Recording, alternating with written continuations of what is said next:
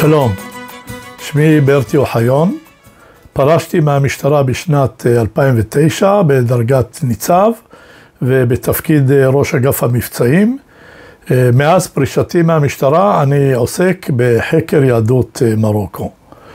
בחודשים הקרובים יצא הספר החדש שלי, ההתיישבות היהודית במרוקו. זה פרי מחקר שערך כ7 שנים, ובהם ביקרתי במרוקו עשרות פעמים. תיעדתי את מרבית הכפרים שבהם התגוררו היהודים במאה ה-20. הספר מבוסס על יומני המחקר, פרי מחקרו ומסעו של ניסים קריספיל במרוקו. בספר קיים תיאור נרחב הנוגע ל-430 יישובים וכפרים בהם התגוררו היהודים במרוקו. בסקירה לכל יישוב וכפר קיים פירוט הנוגע למיקומו של היישוב, דרך ההגעה ליישוב ולמלח, תיאור היישוב, היסטוריה, תיאור מגורי היהודים. לרוב היהודים התגוררו באזור מוגדר שנקרא המלח. כמו כן יש תיאור של בתי הכנסת, מערכות החינוך, פירוט משפחות היהודים שהתגוררו ביישוב ובמלח, מקורות הפרנסה, היחסים עם המוסלמים, בית הקברות היהודי, הצדיק המקומי, העלייה לישראל.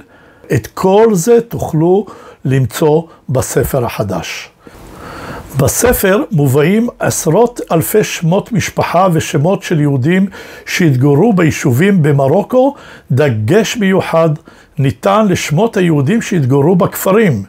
אין ספק שפרטים אלו יסייעו ליהודים רבים בישראל ובעולם לאתר את פרטי קרוביהם ואת מקום מגוריהם במרוקו ובחקר השורשים של משפחתם. בתיאור היישובים בהם התגוררו היהודים משולבות מאות תמונות. חלק מהתמונות צולם לפני כ-35 שנה וחלק מהתמונות צולם בעשור האחרון.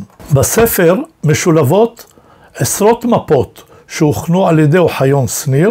המפות מציינות את מיקומם המדויק של כל 430 הכפרים והיישובים בהם התגוררו היהודים. הספר החדש מרכז עבורכם במקום אחד את מה שחיפשתם במשך עשרות בשנים. מה השם המדויק של היישוב בו התגוררו הוריכם? היכן בדיוק התגוררו הוריכם במרוקו? אילו משפחות יהודיות חיו ביישוב? איך נראו בתמונות היישוב אז והיום?